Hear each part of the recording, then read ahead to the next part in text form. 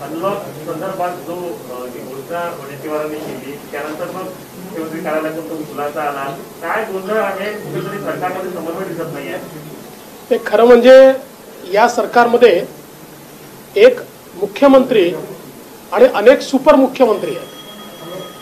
अनेक मंत्री असे आहेत की जे स्वतःला मुख्यमंत्री समजतात आणि स्वतः घोषणा करतात. खरं तर आपल्याला कल्पना आहे की कुठल्याही सरकारमध्ये पॉलिसी डिसिजन घेण्याचा अधिकार हा केवळ मुख्यमंत्र्यांचा असतो. परंतु एखाद्या विषयावर मुख्यमंत्र्यांना वाटलं तर ते मंत्री नेमून देतात आणि मुख्यमंत्र्यांनी जी लाईन सांगितली त्या लाईननी तशा प्रकारे मंत्री त्या ठिकाणी बोलतात.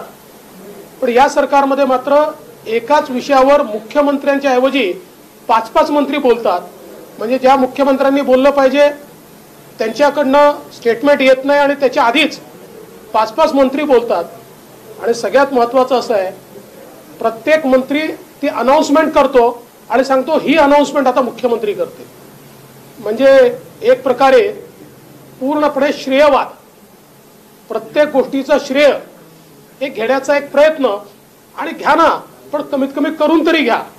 आणि म्हणून मला असं वाटतं की कालचा घोळ यातनंच झालाय. पण हा पहिला नाही आहे, याच्यापूर्वी अनेक वेळा झालाय. अनेक वेळा मंत्र्यांनी आधी अनाउन्समेंट करून टाकल्यात, एक अनाउन्समेंट 3-3 मंत्र्यांनी केले आहेत. मला असं वाटतं की माननीय मुख्यमंत्र्यांनी कुठेतरी आपल्या मंत्र्यांना शिस्त लावली पाहिजे आणि किमान बाकी बोलू द्या, बोलल्यावर कोणाचे निर्बंध टाकण्याचंही कारण नाही आहे, पण किमान मेजर पॉलिसी डिसिजनवर सरकारचं जे म्हणणं आहे ते क्लिअर, पूर्ण स्पष्ट आणि थेट हे जनतेपर्यंत पोहोचलं पाहिजे असं आमचं मत आहे. लोकांमध्ये गोंधळाचं वातावरण निर्माण झालं काल नाही, गोंधळाचं वातावरण तर इतकं आहे, आम्हाला अनेकांचे फोन आले की लॉकडाऊन आहे की नाही आहे, निर्बंध शिथिल झाले आहेत की नाही झाले आहेत. आता याची उत्तर आमच्याकडे देखील नव्हती.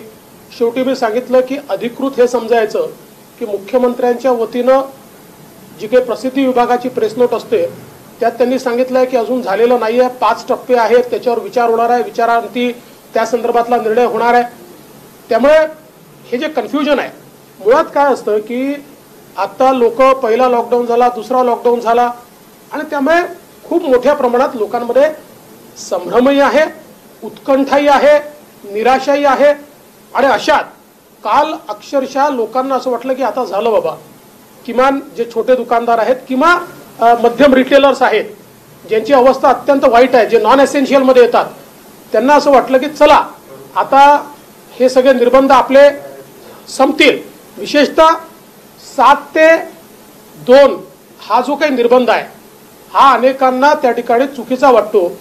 त्यांचं म्हणणं आहे की ठीक आहे, निर्बंध ठेवायचे असतील तर 9 ते 4 ठेवा. त्यामुळे मला असं वाटतं की अनेकांची निराशा ही या माध्यमातून झाली आणि म्हणून मला वाटतं सरकारने याकडे लक्ष देण्याची गरज आहे. मागासवर्गीय जे आयोग जो आहे तो सरकारने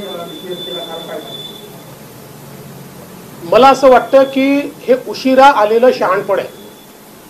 हा राज्य मागासवर्ग आयोग 13/12/2019च्या निर्णयानंतर तात्काळ यायला पाहिजे होता. कारण 13/12/2019चा निर्णय हा स्पष्टपणे सर्वोच्च न्यायालयाने राज्य सरकारला सांगितलं की के कृष्णमूर्ती जजमेंट प्रमाणे संपूर्ण आरक्षण जस्टिफाय करा. आणि के कृष्णमूर्तींनी काय सांगितलं की एम्पिरिकल डाटा अवेलेबल नाही, कंटेम्पररी. त्यामुळे सगळ्या राज्यांना त्यांनी सांगितलं की तुमच्या ठिकाणी तुम्ही अशा प्रकारचे राज्य मागासवर्ग आयोग तयार करून त्यांच्या माध्यमातून एम्पिरिकल डाटा तयार करा. म्हणजे किती टक्के, थंब रूल ठेवू नका. एखाद्या जिल्ह्यात 50%च्या आत लोकसंख्या जास्ती असेल तर 27%च्या वरही देता येईल.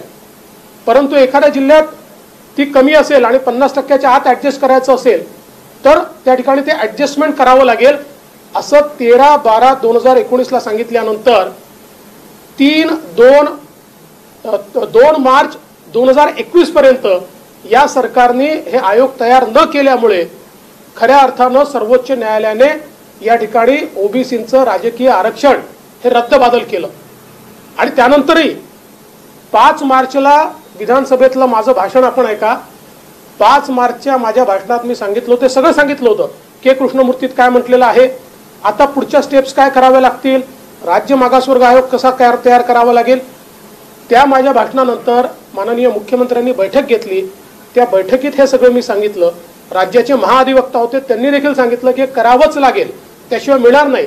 पण तो दिवस आहे आणि कालचा दिवस आहे, इतके दिवस आपण घालवले आणि त्यातनं एक प्रकारे हे तर आता दुर्दैव सुदैव काही म्हणा, पण कोरोनामुळे निवडणुका पुढे गेल्या. अन्यथा आत्ताच्या निवडणुकांमध्ये कुठल्याही स्थानिक प्राधिकरणात ओबीसी करता एकही जागा महाराष्ट्रात राहिली नसती. आताही एम्पिरिकल डाटा तयार करून आपल्याला हे आरक्षण देता येईल. केवळ मला या ठिकाणी असं वाटतं की आता हे काम वेगाने करण्याची आवश्यकता आहे. मराठा आरक्षणासंदर्भात अजूनही राज्याचं केंद्राकडेच भूमिका आहे, केंद्राकडेच भूमिका आहे.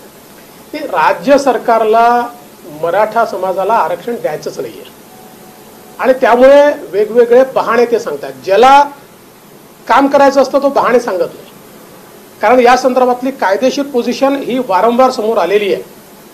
अगदी मी सांगितलं की केंद्राकडेच अधिकार आहे असं जरी समजलं, मागास घोषित करायचं ते तर पूर्णपणे स्पष्टपणे 5ही जजेसनी सांगितलंय की कायदा करायचा अधिकार हा राज्याचाच आहे. पण अगदी मागासचा अधिकार केंद्राचा असं आपण समजलं तरी त्याची प्रोसेस दिलेली आहे. त्या प्रोसेसमध्ये राज्याला ही सगळी कारवाई करून राज्य मागासवर्ग आयोगाच्या माध्यमातून अहवाल तयार करून कॅबिनेटच्या मान्यतेने तो केंद्राच्या मागासवर्ग आयोगाकडे पाठवावा लागतो. हे मात्र हे सरकार करत नाहीये, कारण यांना एक प्रिन्सिपल पक्क माहिती आहे. या सरकारचं एक प्रिन्सिपल पक्का आहे, Wien you cannot convince people you confuse them. जेव्हा लोकांना कन्व्हिन्स करता येत नाही त्यावेळेस गोंधळाचं वातावरण तयार करा, रोज खोटं बोला. शेवटी लोकांना असं वाटतं की खोटं बोलणारा जो आहे तोच खरा सांगतोय. याच पद्धतीनं हे सरकार आणि याचे मंत्री चालत आहेत. तुम्ही म्हटलं की आता कन्फ्युज करायचा हा जो निर्णय होता अनलॉकचा, हा पत्रकार परिषद म्हटल्यानंतर विजय वडेट्टीवार म्हणाले की मी असं काही म्हटलं नाही, हे सगळं प्रसार माध्यमांनी पसरवलं की अनलॉक होणार आहे. तर हा सगळा तिथलाच प्रकार आहे का की लोकांना गोंधळ टाकायचा? त्यांनी असं म्हटल्यानंतर तुमच्यापैकी अनेक लोक हुशार आहेत, त्यामुळे तुम्ही ते आधी काय बोलले आणि नंतर काय बोलले दाखवलेलं आहे. त्यामुळे त्याचं उत्तर तुम्हीच दिलंय, मला काय विचारता. हिंदीमध्ये गोंधळाचं वातावरण आहे अनलॉकच्या विषयी. देखिए, अनलॉक के संदर्भ में जिस प्रकार से मंत्री महोदय ने स्टेटमेंट कर दिया, उससे लोगों में बड़ी खुशी की लहर आ गई कि चलिए अनलॉक हो गया. और शाम को सीएम ऑफिस ने कहा कि अनलॉक नहीं हुआ है, अभी 5 स्टेप्स में अनलॉकिंग हम कंसीडर कर रहे हैं. मुझे ऐसा लगता है कि ये सरकार ऐसी है जिसमें एक सीएम है और कई सुपर सीएम है. सीएम साहब बोलने से पहले सारे सुपर सीएम बोल देते हैं, एक ही विषय पर 4-4 लोग बोलते हैं.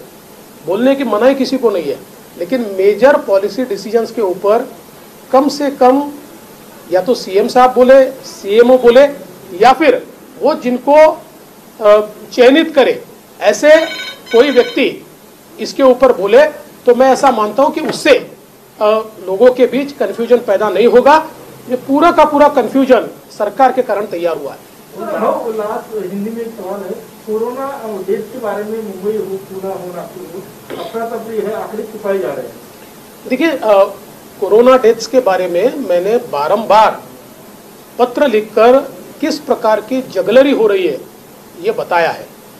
और विशेष रूप से मुंबई में 40% डेथ्स, 40% डेथ्स, ये कोरोना डेथ्स होने के बावजूद death due to other reasons बताइए. देश में आप देख लीजिए deaths due to other reasons ये कहीं पर भी 1% से जाना नहीं, 0.7%, 0.8%, पर मुंबई में वो 40% दिखाई है. और ऐसा ही महाराष्ट्र में विशेष रूप से ग्रामीण अंचलों में ये डेथ्स रजिस्टर नहीं की गई, कई लोगों की टेस्टिंग नहीं की गई. आप सीधा एक आंकड़ा देखिए कि पिछले वर्ष कितने लोग हमारे यहाँ पर जिनकी मृत्यु हुई, उसके पिछले वर्ष कितने लोगों की हुई, इस वर्ष कितने लोगों की हुई. तो इससे ध्यान में आएगा कि पैंडेमिक का असर जो ग्रामीण अंचल है उसमें कितना है और कितनी डेथ छुपाई गई है.